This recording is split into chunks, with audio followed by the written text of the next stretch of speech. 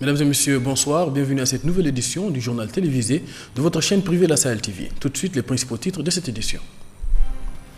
Cosmos Energy annonce des découvertes de classe mondiale au large de la Mauritanie.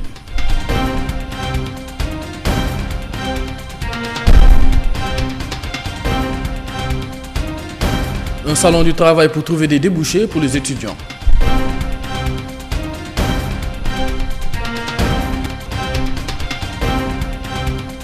Retour sur le déplacement du président hier à Tahil, le dialogue et l'économie à l'ordre du jour.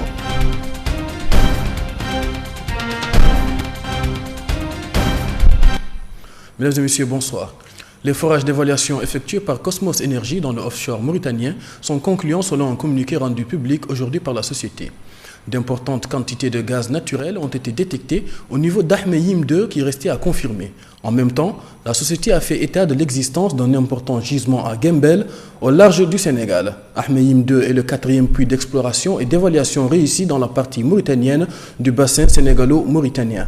Le communiqué qualifie les découvertes de classe mondiale pour le gaz naturel.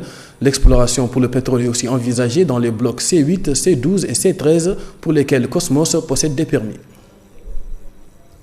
L'Université de Nouakchott a abrité aujourd'hui une journée de rencontre de partenariat entre l'Université des sciences, de technologie et de médecine et les entreprises pour offrir aux futurs diplômés une occasion de rencontrer des entrepreneurs dans l'objectif de pouvoir obtenir un avenir meilleur dans le monde professionnel. Un reportage de Fatimata Diaché.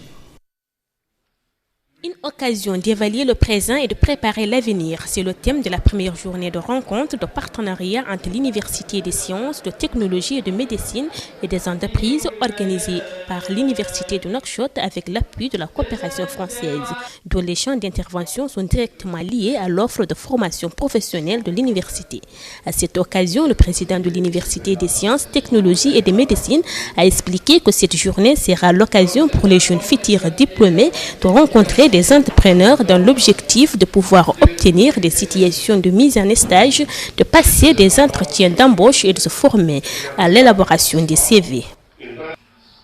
Notre université compte aujourd'hui 4464 étudiants, dont 1172 sont engagés dans des filières professionnelles, représentés par 14 parcours de niveau licence et 5 parcours de niveau master, ce qui représente plus de 50% des futurs diplômés de notre université hors cycle doctorat. À cela s'ajoutent 764 étudiants engagés dans les cycles de doctorat de médecine.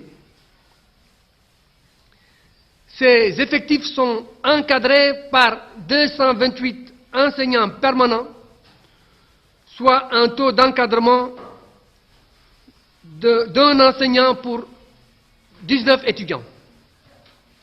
Pour ce qui est des infrastructures, notre université est située sur un campus moderne, doté d'infrastructures et d'équipements adéquats qui devront améliorer les conditions d'études, de recherche et d'innovation. C'est aussi une journée qui rentre dans le cadre du projet de lutte contre le chômage des jeunes diplômés et offre des opportunités aux jeunes de découvrir le monde du travail. La journée université entreprise est une occasion pour les deux mondes, celui de la formation professionnelle et celui des recruteurs, de se rencontrer dans le but d'une part d'améliorer l'offre de formation de l'université, c'est-à-dire dans ses composantes de formation professionnelle supérieure d'une part, et d'autre part permettre aux entreprises également de trouver le produit dont ils ont besoin avec la qualité qu'ils réclament. Nous rencontrons les deux mondes pour que les gens, pour qu'on puisse se parler, pour qu'on puisse se rencontrer, pour voir les points faibles des uns des autres, les atouts, en espérant sortir de cela un produit qui est l'étudiant, qui est le jeune diplômé, susceptible de trouver très rapidement un emploi sur le marché de l'emploi. C'est en effet une occasion pour les étudiants de découvrir et de manifester leur enthousiasme face à cette initiative. On est passé spécialiste dans la prise de vue aérienne d'une manière générale. La prise de vue aérienne s'étale à plusieurs domaines différents. Ça va de la sécurité, à l'ingénierie, à la prise photo ou vidéo classique, aux opérations de sauvetage. Alors si je développe un petit peu, les opérations de sauvetage, notamment, c'est un domaine qui peut être très intéressant en drone, c'est-à-dire au lieu de dépêcher toute une équipe sur un site, retrouver un enfant perdu entre deux montagnes qui est tombé ou quelque chose, on peut toujours envoyer un drone. Ça nous permet de localiser le sujet tout de suite et agir au mieux. Cette journée est une opportunité pour nous. Ça nous permet non seulement de découvrir les sociétés, mais aussi de faire une simulation de rencontres avec les entreprises. Ça nous permet bien sûr de savoir, parce que nous bientôt, dans 2 ans, 3 ans, nous allons tous partir pour postuler le travail. Donc ça nous permet bien sûr de pouvoir rencontrer des chefs de service, des chefs d'agents, des gens qui peuvent, dans 1 mois ou 2 mois à la sortie, si on part chercher le travail, ça nous permet de trouver le travail et de limiter les erreurs. Parce qu'il y a aussi des gens ici qui nous forment pour faire des CV. Ils nous montrent vraiment comment faire un bon CV afin de pouvoir postuler le travail, le stage. Cette rencontre regroupe plusieurs entreprises dans les secteurs privés et publics et dans différents domaines. Les étudiants de l'université de Nouakchott ont profité de cette occasion pour organiser une manifestation à l'entrée de l'Institut universitaire professionnel, le transport, les bourses, les orientations et la nouvelle stratégie mise en œuvre par le département de l'enseignement supérieur, toutes les revendications estudiantines de ces temps.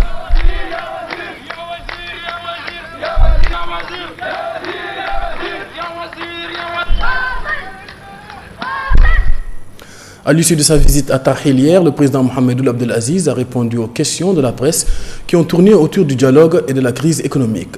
L'occasion de réitérer sa volonté de continuer à chercher à ouvrir un dialogue avec l'opposition et de rassurer sur les conditions économiques que traverse la Mauritanie. Une synthèse de Ramatadem. Le président de la République, M. Mohamed Ould Abdelaziz, à l'issue de sa visite hier dans les wilayas nord et sud de Nouakchott, a déclaré que le dialogue reste à l'ordre du jour dans les mêmes conditions qu'auparavant et qu'il attend même à parvenir à des résultats escomptés. Le chef de l'État a indiqué qu'il y a des contacts avec toutes les parties prenantes.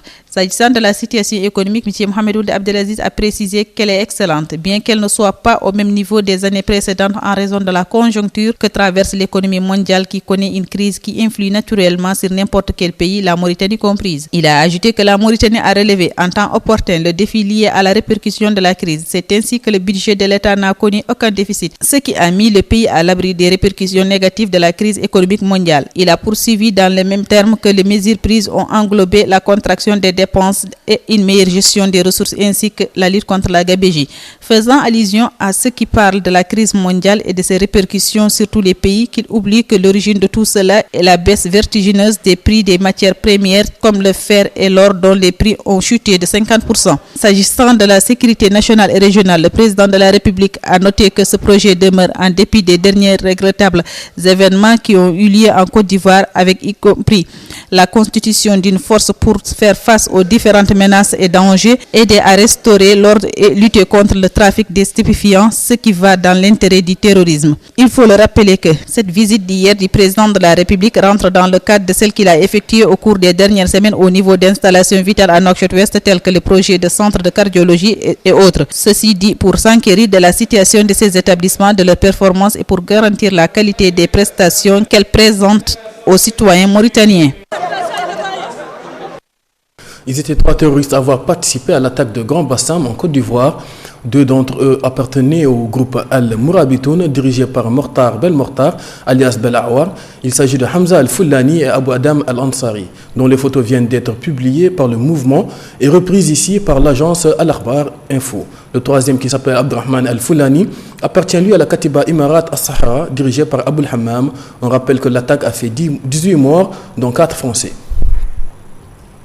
L'actualité hors de chez nous amène en Côte d'Ivoire. Après l'attaque terroriste qui a fait 18 morts selon les autorités ivoiriennes, les présidents togolais Faure Gnassingbé et béninois Boni Yayi, en visite de soutien, ont appelé à une riposte régionale contre le terrorisme. Le terrorisme ne se combat pas seul.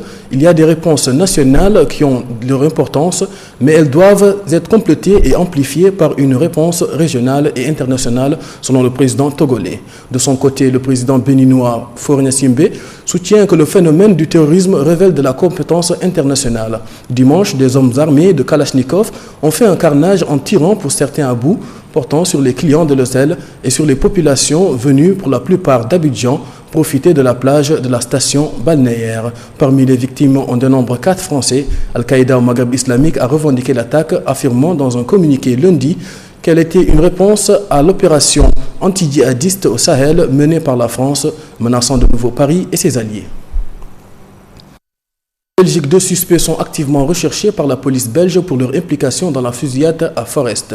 2 personnes qui se trouvaient dans un appartement de cette commune tranquille de Bruxelles ont pris la fuite lors d'une opération antiterroriste liée aux attentats de Paris. Une simple perquisition a dégénéré, une vaste opération de police a alors été déclenchée.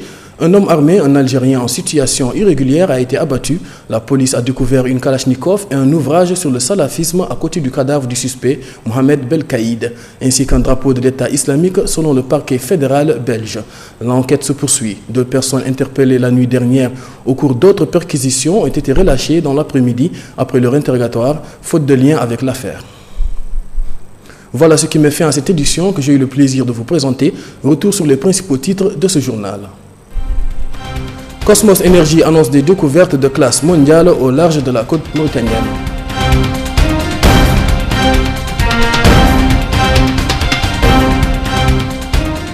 Un salon du travail pour trouver des débouchés pour les étudiants.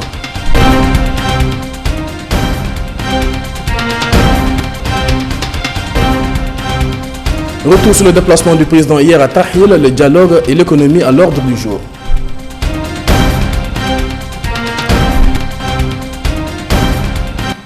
Mesdames et messieurs, merci de nous avoir suivis. L'information continue sur notre site internet www.sahel.tv.